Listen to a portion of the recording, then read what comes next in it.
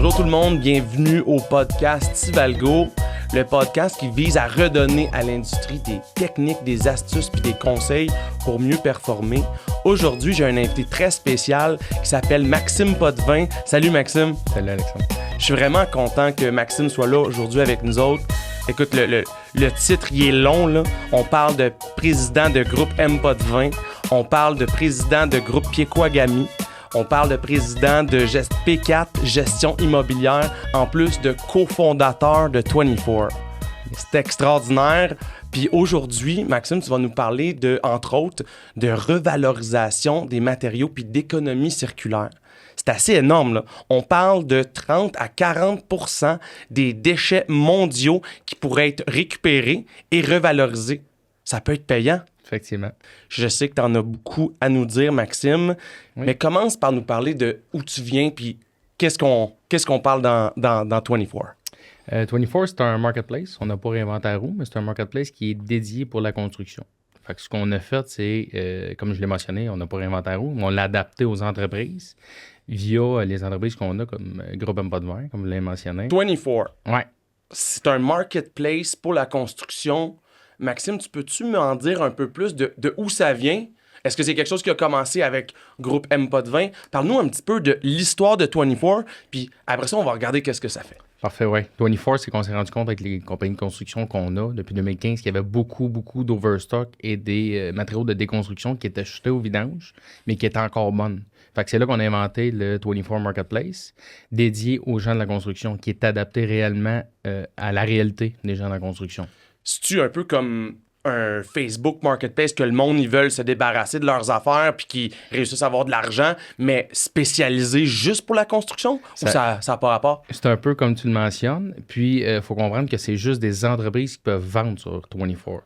Monsieur, madame, tout le monde et d'autres entreprises peuvent acheter, mais on garde le sérieux. C'est vraiment juste des entreprises qui peuvent vendre sur la plateforme. Ah, absolument, parce que moi, j'ai acheté un barbecue récemment puis sur Marketplace, puis c'est vraiment pas du sérieux. Puis quand tu vends quelque chose sur Marketplace de Facebook, ça va vraiment pas bien, là. C'est beaucoup d'énergie gaspillée. Mais là, tu es en train de me dire qu'à cause que c'est un B2B, donc business to business, oui, on est en mesure d'avoir du sérieux, puis c'est vraiment du transactionnel. Effectivement. Puis, il faut comprendre aussi que 24 est monté pour faciliter la vie. On offre le paiement en ligne. Le transport est offert également. Fait que si je prends un exemple d'Alexandre Champoux qui veut acheter un lot de bois sur notre site, bien 24, tu vas payer en ligne la transaction. Puis tu peux te faire livrer ton stock directement à ta porte à une date qui va être convenue entre les deux parties. OK, fait que c'est vraiment quelque chose de game changer. Fait que parle-moi là, avant qu'on aille plus dans le détail de qu'est-ce que ça fait, parle-moi un peu de c'est quoi l'impact de 24. Là. Qu'est-ce que ça amène dans l'industrie? Parce qu'on a dit un gros chiffre tantôt. Là. Oui. 40 à 50%, même ça peut aller jusqu'à 40 à 50% des rebuts qui sont pas revalorisés. Là. C'est une empreinte environnementale énorme. Là. Effectivement. Tu sais, je pense que l'industrie de la construction, ça ne cachera pas, là, à travers le monde, c'est un des secteurs qui travaille dans toutes les sphères, là, tu sais, qui fait vivre une économie, qui relance une économie, mais c'est pas normal que ça soit délaissé autant que ça. Les résidus de construction, il n'y a pas de solution en ce moment. Puis nous, on est la solution, puis qui est viable, puis on comprend la réalité des entrepreneurs. Fait que autant que ça soit des barricades que, tu sais, je pense que on a une histoire à succès que moi j'ai vu passer, là, c'est assez incroyable. Il y a une histoire de pont qui a été vendu. C'est un pont de 80 tonnes qui a été revalorisé. Peux-tu nous en parler un peu de ça? Oui, effectivement. C'est une de mes entreprises qui est le groupe Piekouagami. On avait un mandat avec le MTQ, le ministère du Transport. On avait un pont à démanteler sur un de nos chantiers éloignés dans le secteur de Chibougamau. Puis ce pont-là, ben, il aurait pu se rendre au ferraille, puis qu'on fasse de l'argent avec, oui. Mais à la place, on lui a donné une deuxième vie. Puis il y a un entrepreneur forestier qui a racheté le pont. On l'a livré directement à son usine qui était dans le coin de Chicoutimi. OK, fait que c'est vraiment un win-win parce que l'entrepreneur, lui, qui achète ça, ben, il paye moins cher. Toi, tu fais des revenus avec quelque chose que tu aurais eu le poids de la valeur du poids de métal. C'est pas le but non plus. OK, intéressant. Fait que c'est vraiment une économie circulaire. Oui, effectivement. Puis là, l'impact, il y a des belles grosses compagnies là, qui commencent à être intéressées par ça. Peux-tu nous en parler un peu plus? Oui. On a des grands clients comme Rio Tinto que je peux mentionner. qui ont signé sur notre plateforme, eux autres, ils se rendent compte qu'ils ont tout essayé. Ils ont des départements à l'interne qui sont là pour la revalorisation, souvent sur un chantier spécifique ou pour l'entreprise complète.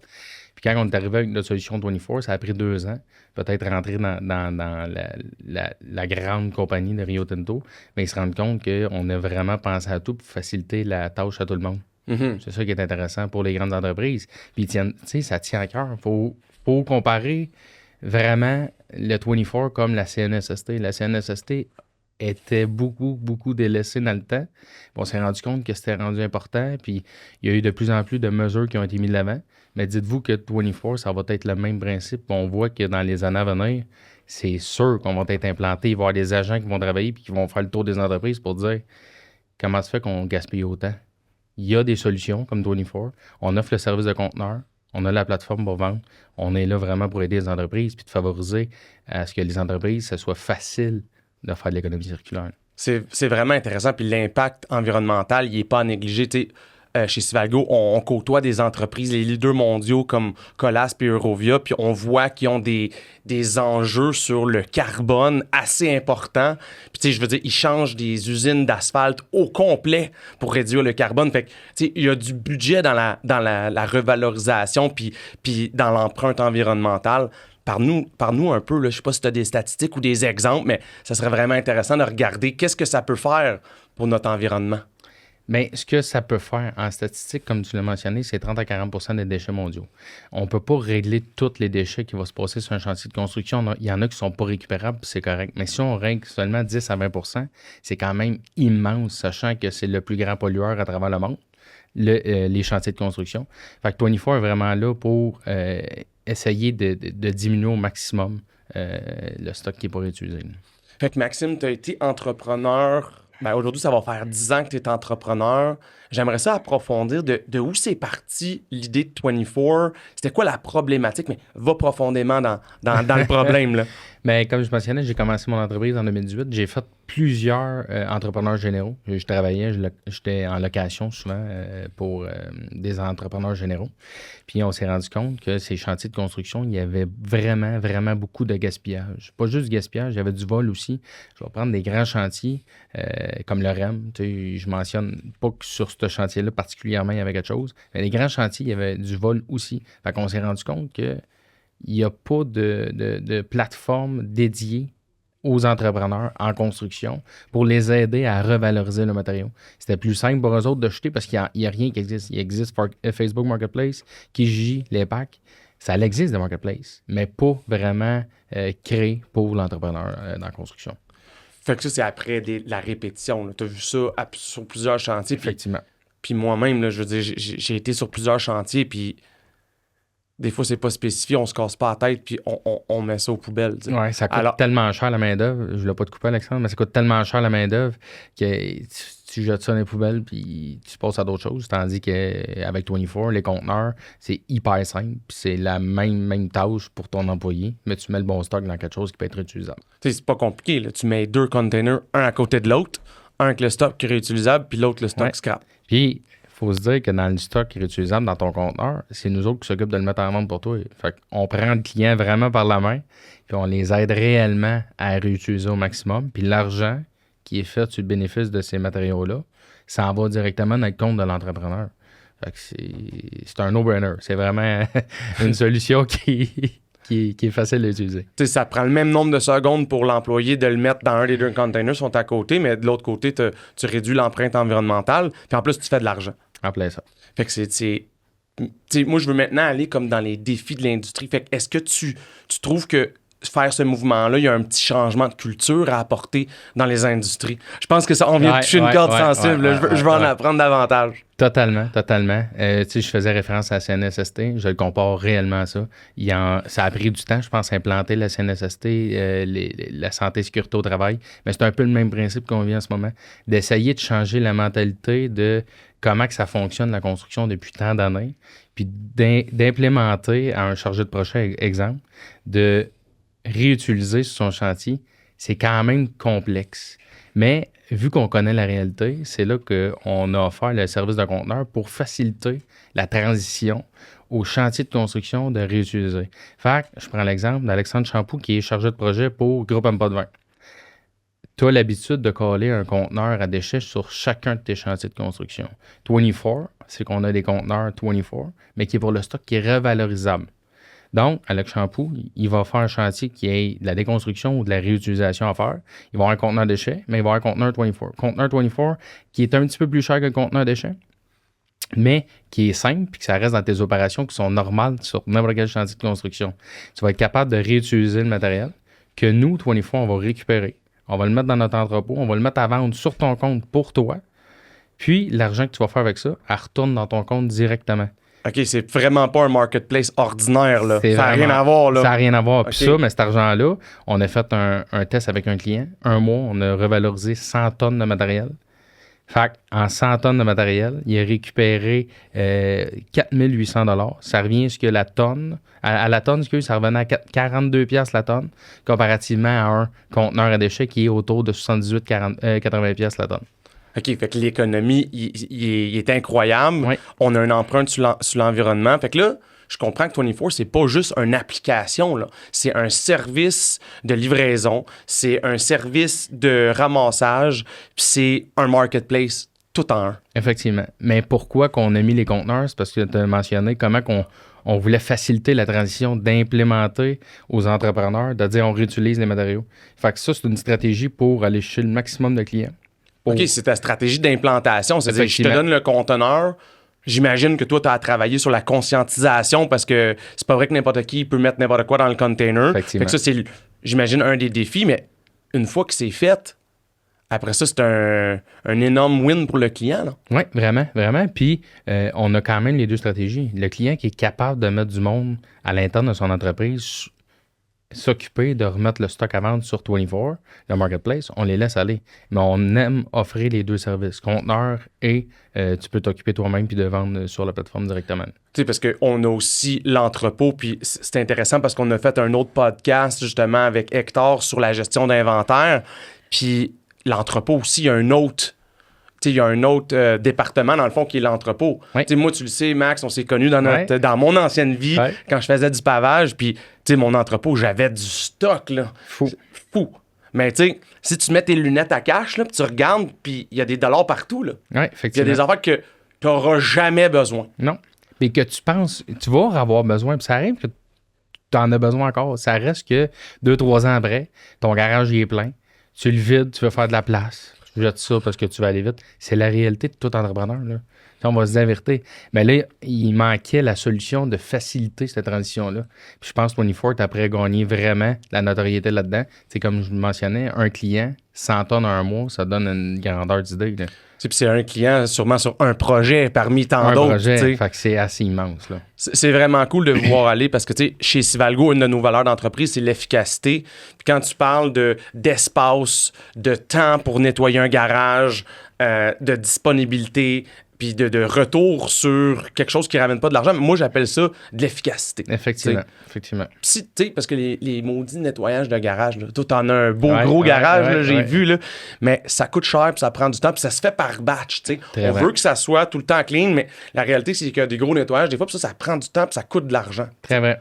On n'a pas le temps de le faire à la base. Non. Fait que, comme tu as dit, tout s'en va comme quasiment aux poubelles. Là. Oui, parce que tu l'as très bien mentionné. Aussi, ça coûte tellement cher la main-d'œuvre dans la construction, on le sait. Ça coûte excessivement cher. Fait que des fois, le calcul fait qu'il n'y a pas de solution. Tu mets ça dans le conteneur de déchets puis tu passes à d'autres choses. Mais c'est triste parce qu'il y a beaucoup d'argent qui traîne. Puis les entrepreneurs, mais c'est important l'argent aussi. Il y a la conscientisation environnementale, mais il y a également l'argent. Il faut pas oublier. Fait que Maxime, tu as plusieurs compagnies. Oui. Dans tes compagnies, j'imagine que tu utilises 24 au max. Effectivement. Peux-tu nous parler un petit peu de l'impact que ça a eu dans ces compagnies-là? Oui, bien honnêtement, ça a des impacts juste positifs, que ce soit monétairement, mais aussi des statistiques qu'on peut avoir à l'interne dans l'entreprise, des stocks qu'on réutilise, puis le détournement au site d'enfouissement. Tu mentionnais le pont. Le pont, c'est via une de nos entreprises qui est Groupe Piekogami, mais juste ça, c'est 80 tonnes de matériel qu'on a décidé d'envoyer ailleurs, puis qui a une deuxième vie, puis qui a été vendu via la plateforme 24. C'est un bénéfice de 35 000 pour l'entreprise. C'est quand même considérable. On a plein d'autres exemples, mais on a été capable de l'implanter avec nos chefs de projet, puis Star s'est rendu impliqué dans chacune de nos entreprises. Fait que dans le fond, tu as eu beaucoup d'expérience, ça en plus de tous vos autres clients, d'implanter dans le fond 24. C'est-tu quelque chose qui s'est implanté vite? Peux-tu nous parler du processus d'implantation un petit peu? C'est assez implanté. C'est sûr qu'on a commencé en 2020. Fait que ça a quand même pris du temps. Ils ont connu toutes les phases de notre projet. Fait que la version bêta de notre plateforme, le temps de programmer. Mais on a éduqué nos employés depuis 2020 quand même pour dire qu'on s'en a avec ça. Quand on a fait le soft launch, on va dire ça comme ça en 2023, on a vraiment rentré nos employés dans pour que ça soit coutume pour eux autres de mettre en vente sa plateforme. Les overstocks qu'on avait sur nos chantiers de construction. Mais c'est quand même eux autres qui nous ont rapporté qu'on change leur façon de faire sur les chantiers de construction. Fait que le chef de projet, il apportait des bons commentaires. Puis ça nous a aidé à nous apporter au service de conteneur. Puis là, le service de conteneur, mais c'est hyper simple pour n'importe qui sur le chantier de construction d'appeler un conteneur 24. Puis on maximise toutes les overstocks qu'on a sur notre chantier. OK, c'est vraiment incroyable. C'est en écoutant les clients puis les utilisateurs que l'idée des conteneurs est arrivée. C'est bien ça? Oui. Parce que le monde, ils veulent l'utiliser, mais il faut changer la mentalité de chacune des personnes qui travaillent chez vous. Fait que c'est quand même complexe. C'est vraiment intéressant, ça, parce que ça veut dire qu'il disait, OK, ben c'est vraiment bon, 24, mais ça me tente pas de trier mon stock puis de le livrer. T'sais. C'est ça. Fait que là, l'idée est venue, le conteneur, c'est important parce que, tu parlais de la version bêta tantôt, mais c'est normal, là, on a plusieurs versions avant d'avoir notre version MVP qui fonctionne bien puis que tout le monde peut utiliser.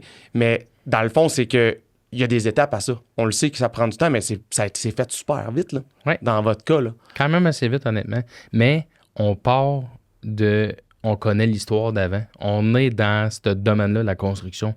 C'est vraiment quelque chose qu'on maîtrise bien. Fait que c'est facile de connaître les problématiques puis de l'adapter réellement aux besoins d'un entrepreneur dans le domaine de la construction. Puis, tu sais, là, on parle d'économie, puis on en a parlé tantôt de comment on va venir réduire l'empreinte environnementale. Selon toi, comment ça va se mesurer l'impact? C'est super tonnes de déchets revalorisés parce que là, il faut prouver à l'industrie que c'est le futur. Oui, effectivement. Chacun des entrepreneurs ou des entreprises qui sont sur notre plateforme ont un rapport qui est envoyé à chaque semaine des tonnes détournées de l'enfouissement. Fait qu'on mesure vraiment la réutilisation des matériaux par des tonnes qui ont été détournées de l'enfouissement. Puis ça, mais c'est bon pour des statistiques d'entreprise. Pour n'importe quel type d'entreprise, mais les grandes entreprises, ils apprécient ça parce qu'ils peuvent démontrer à l'équipe au complet comment ils ont détourné le stock de l'enfouissement. OK, je comprends. Fait que c'est built-in dans la plateforme. Puis des grosses compagnies leaders où est-ce qu'ils ont besoin de ça pour convertir avec leur économie environnementale, ça peut les aider. Effectivement. Fait que dans le fond, sur d'autres projets technologiques, as-tu des idées de choses qui pourraient avoir des liens avec 24 pour accélérer davantage? Est-ce qu'il y a une perspective face à ça? Bien, c'est sûr. C'est sûr qu'il y a des liens à faire. Je mentionnais des APCHQ de ce monde. On veut se servir des plateformes, des sociétés qui existent pour les entreprises pour nous aider à faire du moyage puis d'aller chez le maximum d'entreprises, ça c'est sûr. Mais on va pouvoir faire des partnerships avec Civelgo aussi. Là. Ça peut être intéressant parce qu'on peut intégrer les tonnes de tournées sur un chantier de construction spécifique, un numéro de projet, un 25-105, mais tu es capable de savoir combien de tonnes exactement tu as détourné de site d'enfouissement. Ça serait une vraiment bonne idée parce que dans le fond, l'ensemble des clients Civelgo, je verrais pas pourquoi ils n'utiliseraient pas 24 puis ils feraient pas plus d'argent. Effectivement, c'est juste bénéfique pour eux autres. À suivre, on ne sait pas. Le futur nous réserve peut-être des surprises. Est-ce que toi, tu vois d'autres défis liés à la commercialisation de ce marketplace-là? Parce que là, tu as des gros clients, ça va vite, mais il faut que tu prennes du marché. C'est quoi un des défis de l'industrie en ce moment que tu rencontres? Le défi, je dirais, c'est peut-être de faire rouler vraiment le stock qui va être sur la plateforme. Toutes les entreprises commencent à comprendre qu'on est rendu là en 2025. On n'a pas de misère à rentrer dans les entreprises, mais là, il faut que le stock se vende pour que ça soit intéressant pour les entreprises de continuer avec 24. Fait que c'est sûr qu'on a besoin qu'on soit connu à travers le Québec, que ce soit par les particuliers ou les autres entreprises, mais je te dirais que le reste, ça va suivre. C'est du temps que ça prend. Ça prend beaucoup, beaucoup d'investissement dans le marketing pour pouvoir toucher chaque sphère. Puis j'imagine que, tu sais, ça part des leaders de l'industrie. Fait que, tu sais, les gros clients, Rio Tinto, je pense que vous avez fait d'autres gros projets. Je sais pas si tu as le droit de nous en parler, mais des projets majeurs qu'on connaît bien au Québec. Ouais. Ça part de ces comme leaders-là pour conscientiser les gens parce Clairement. que c'est eux qui lead la parade, si on veut. Tu as tout compris, puis c'est notre stratégie chez 24 de rentrer dans les chefs de file en haut qui vont dire à leurs sous-traitants ou contractants généraux en dessous d'être une obligation, un peu comme dans les devis. Tu connais très bien comment ça marche, les devis. On devrait être inscrit dans les devis. On comprend que la législation démontre qu'on s'en va vers là.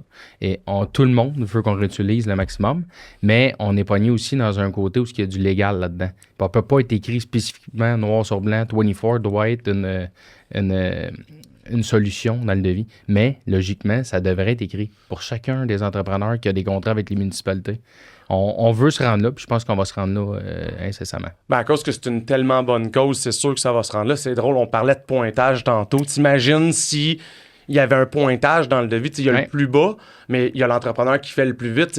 Malheureusement, des fois, on peut être le meilleur soumissionnaire, mais quelqu'un d'autre prend le job parce qu'il est un petit peu plus vite. Mais imagine s'il récupère plus. Ben c'est en plein ça. Puis récupérer veut dire, c'est de l'argent qui est sauvé au bout de la ligne. Puis c'est peut-être les citoyens de la rue où il y a un projet, ou du bloc à côté où il y a un projet. Ces citoyens-là peuvent bénéficier de stock d'entrepreneurs que la ville a payé, a investi dans sa ville.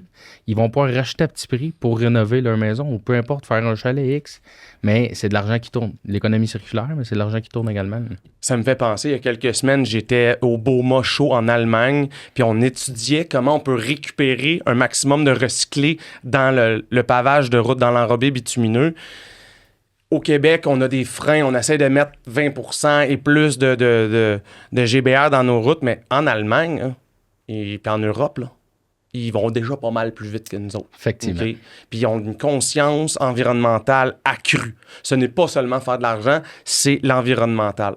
Peut-être que là-bas, ils ont des problèmes un petit peu différents que nous autres, c'est peut-être plus pollué, fait qu'ils sont plus conscients à ça.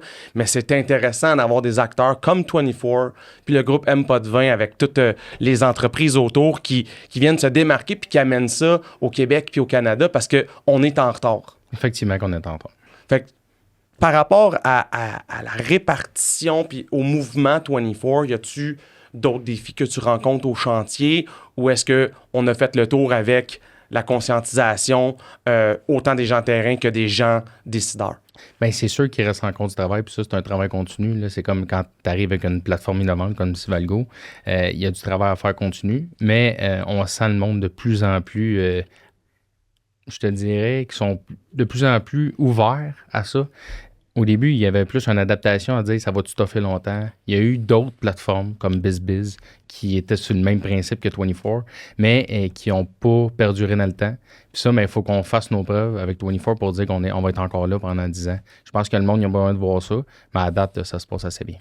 Mais, OK, si je comprends bien, il y a certains freins, puis il faut avoir le temps de déployer, mais est-ce qu'il y a d'autres freins ou législations en ce moment qui freinent l'expansion, si on peut dire? Bien, comme je mentionne, les municipalités, on a approché des grandes villes, comme la ville de Montréal, pour essayer de rentrer dans les devis. On a besoin du reach de tout le monde, on a besoin des villes, on a besoin des municipalités pour qui nous aident à maximiser, à nous mettre un petit peu dans plein de solutions pour qu'on maximise puis qu'on soit la solution pour chacun des entrepreneurs. Il y a 250 000 entrepreneurs à travers le Québec, mais on devrait être connus par tout le monde. On a besoin des associations comme l'OPCHQ pour nous faire connaître un petit peu partout. Mais je pense que la réticence, ils ne veulent pas se mouiller, il faut qu'on fasse nos preuves. Mais je pense qu'on a fait assez nos preuves. On a plus que 1 million d'investis là-dedans, de notre propre argent. Mais on est là pour continuer, puis on sait qu'on va percer le marché, ça c'est sûr. Mais si Rio Tinto embarque, je ne verrais pas pourquoi les autres y embarquent pas. Puis tu sais, c'est payant. Je veux dire, tu fais ça, tu fais de l'argent en plus. À la place de jeter. Fait que moi, je verrais pas pourquoi. Écoute, nous autres, chez Civalgo, c'est sûr qu'on vous back à 100 000 % Vous avez les valeurs d'efficacité intrinsèques, c'est incroyable. Mais au niveau de la vision maintenant. Fait que là, on a 24 aujourd'hui. La vision, c'est comment qu'on change le monde avec 24. Ben, comment qu'on change le monde? Honnêtement, tu sais, en rentrant par des grandes têtes, des grands entrepreneurs comme Rio Tinto, Pomelo ou X, qui vont nous aider à être implantés dans chacune des entreprises qui travaillent pour eux autres, c'est de même qu'on va réussir à changer le monde en offrant du stock de qualité, des entreprises, du stock de qualité, diversité sur notre plateforme, puis qu'une fois qu'on va être connu par le particulier ou par les autres entreprises, je pense que ça va perdurer à travers le Québec, Canada, puis on vise mondialement. Fait que l'économie durable, c'est le futur, là. Selon Maxime Potvin, je te dirais que c'est le futur, oui. Mais Maxime, toi, t'es un entrepreneur incroyable. Je sais pas, t'avais quel âge quand on s'est rencontrés? Moi, j'avais fait une page asphalte pour toi. T'avais une vieille pelle Link Belt dans le temps. Ouais. Je veux que tu nous parles de toi comme entrepreneur maintenant. J'ai commencé mon entreprise qui était M-Potvin Excavation. Au début, en 2015, à l'âge de 18 ans. 18 ans, je suis parti avec une pépine. J'ai fait des travaux jour, nuit, soir, fin de semaine. J'ai travaillé très, très, très dur. Puis je travaille encore très dur. Aujourd'hui, ça fait 2 semaines qu'on vient de fêter nos 10 ans. Bravo. Ouais, Félicitations. Merci. En 2018, on a parti par PK Gestion Immobilière. Ça, c'est une société d'investissement immobilier. En 2020, on a fait 24, qui est la plateforme qu'on parle. On a racheté en 2022 Groupe Piekouagami à Mastayache, dont mes ancêtres viennent, qui est une communauté autochtone Innu de Mastayache. Puis, on vient de racheter, il y a 3 semaines, le groupe Maïkan. Fait qu'aujourd'hui, à l'heure qu'on se parle, on est rendu avec plus de 250 employés. Ouais. Wow, félicitations. Merci. Tu m'apprends ça en podcast, Maïkan. Ouais. Je savais pas ça. Ouais. On essayait de faire de quoi avec eux autres, fait que c'était intéressant, mais tu sais, pour être, tu sais, toute notre audience, on a au-dessus de 5000 personnes qui nous suivent chez Sivalgo, puis dans le fond, moi, je suis vraiment fier de le dire parce que, dans le fond, Maxime Potvin, c'était notre premier client, tu sais, de Sivalgo. Il nous a encouragés à l'époque. Puis, tu sais, le mérite, il est à Maxime, on va se le dire. Mais moi, je suis très fier d'avoir été là, dans le fond, dans l'histoire de M-Potvin, qui est juste au début, là, parce que c'est loin d'être terminé, tu sais. Oui, c'est loin d'être terminé. J'ai 28 ans aujourd'hui, fait qu'il nous reste encore de la place. Ouais, mais c'est ça. C'est incroyable de voir tout ça. Puis, tu sais, tu as parlé un peu de tes ancêtres tantôt dans les communautés autochtones. Est-ce qu'il y a un lien avec ces compagnies-là à travers le mouvement que tu fais avec 24? Ben, 24 est basé à Mastayache. Le but d'être dans ma communauté, c'est quand on a eu notre reconnaissance, on est dernière génération, quand on a eu notre reconnaissance qu'on était Innu de Mastayache, j'avais pour mission d'aller m'implanter là-bas avec M-Potvin. Il y avait quand même une réticence dans la communauté, car ils protègent les entreprises qui étaient dans la communauté, puis je trouve ça hyper respectable. Mais après plusieurs fois rencontrer les membres du conseil, j'ai décidé d'approcher le gros joueur là-bas qui était Groupe Piekouagami, puis d'y offrir s'il voulait me vendre. Finalement, il a décidé de me vendre. Fait que j'ai racheté Groupe Piekouagami, puis commencé à être impliqué de plus en plus dans la communauté. Je suis aujourd'hui vice-président de la Société de développement économique Innu, puis je tiens ça vraiment à cœur. Fait que 24, quand on l'a parti en 2020, on l'a implanté dans la communauté de Mastayache pour diversifier l'offre d'emploi qu'on peut donner dans une communauté. Souvent, ça tourne toujours autour de la construction, ça tourne autour de la forêt. Mais avec 24, c'est qu'on peut avoir des ingénieurs, on peut avoir des programmeurs, on peut avoir des vendeurs. On offre un autre type d'emploi. Puis récemment, on a engagé Derek. Derek, c'est un membre de la communauté, un jeune qui a vraiment du potentiel. Puis je pense qu'on va faire de quoi de bien avec. Là. Fait qu'en plus, on redonne à la communauté. C'est vraiment extraordinaire. Dans le fond, Maxime, tu as 28 ans aujourd'hui, tu as commencé à 18 ans. Je suis certain que tu as comme 1 million de conseils à donner. Des choses qui ont réussi, qui n'ont peut-être pas réussi. Moi, des erreurs, j'en ai fait 10, seulement 10, mais des maudites grosses. Là, ben, je pense qu'honnêtement, des conseils, je ne peux pas donner tous les conseils, il m'en reste beaucoup à apprendre. Il y a plein de types d'entrepreneurs. C'est pas tout le monde qui a la même mentalité. C'est pas tout le monde qui va avoir une vision d'apporter son entreprise à un haut niveau. Je pense qu'il faut se respecter là-dedans. Il faut s'entourer de vraiment de bons personnels. Moi, mon équipe est jeune, mais elle est très compétente. Fait que je pense que l'équipe est très importante aussi. Intéressant. Puis, tu sais, là, si on peut retourner le balancier un peu, je sais que ton équipe, il utilise Sivalgo depuis le début. Oui. Peux-tu nous donner une petite phrase de ton appréciation de ce que ça a fait pour toi, Sivalgo, depuis les années? Oui, vraiment, Sivalgo nous a aidé à avoir une structure hors pair. Au début, c'est sûr que la plateforme, comme tu l'as dit, on était le premier client. On a vu l'évolution du début à aujourd'hui. Mais c'est en faisant confiance qu'on a réussi à être de meilleurs entrepreneurs. Fait qu'on a des planifications journalières qui sont hors pair. On a des suivis de projets qui sont écœurants. Fait qu'honnêtement, très content de Savago. Ben merci. Puis nous autres aussi, hein, on continue à évoluer. C'est vraiment juste le début. Ça prend du temps, des fois, à faire bouger une industrie. Effectivement. Puis on est comme les deux dans le même bateau, si on veut. Puis c'est des maudits gros paquebots, là, tu sais.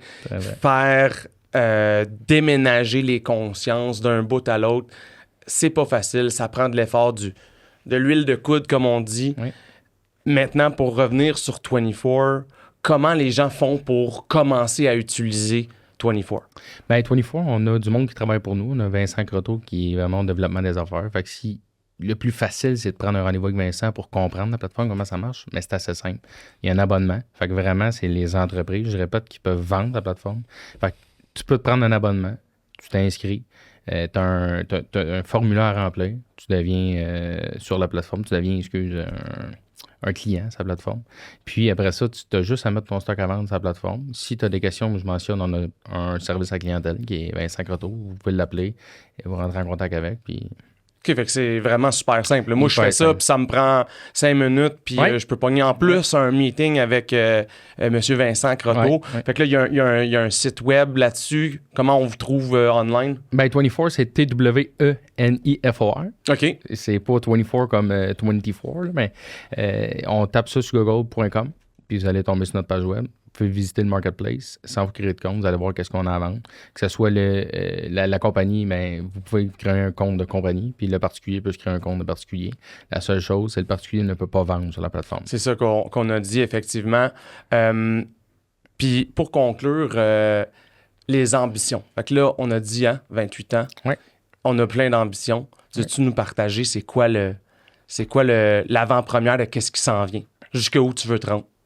J'ai pas de limite, honnêtement. Moi, je suis un entrepreneur. On est autochtone, 100% autochtone sur chacune de nos entreprises. Il y a beaucoup de monde qui essaie de nous solliciter pour rentrer puis faire des partnerships avec nous pour profiter des projets qui vont arriver dans les communautés. On parle de projets éoliens, on parle de n'importe quel projet. Moi, je pense qu'on est capable de devenir des leaders mondiaux, en fait, d'entrepreneurs généraux autochtones. Puis on est probablement une des seules au Québec qui est 100% autochtone. On parle d'Alexandre Baudouin et moi, Maxime Baudouin, on est 2 Inuits de Mastayache. Fait que notre ambition, c'est vraiment de continuer à conquérir le marché, de se positionner sur des grands projets, puis de faire rayonner notre communauté, que ce soit avec nos projets de construction, que ce soit avec 24. Puis 24, si on se concentre là-dessus, c'est un petit peu une bébête à part, on va dire ça comme ça, mais c'est un marché mondial. Fait qu'on vise à développer le Québec, Canada, mais vraiment expandre mondialement. J'ai entendu expansion mondiale puis leader autochtone mondial. Ouais. J'adore l'ambition. Maxime, merci beaucoup. Aujourd'hui, tu nous as parlé de mouvement dans la revalorisation. Tu nous as parlé d'entrepreneuriat. Tu nous as parlé que ça peut être payant de revaloriser nos matériaux. Donc, pourquoi pas le faire? Puis en plus, on redonne à des communautés autochtones dans le besoin. C'est une super belle initiative. Je te remercie beaucoup d'avoir pris du temps d'être avec nous autres sur le podcast. Puis merci beaucoup, Maxime, pour ton temps. Merci à toi, Alexandre.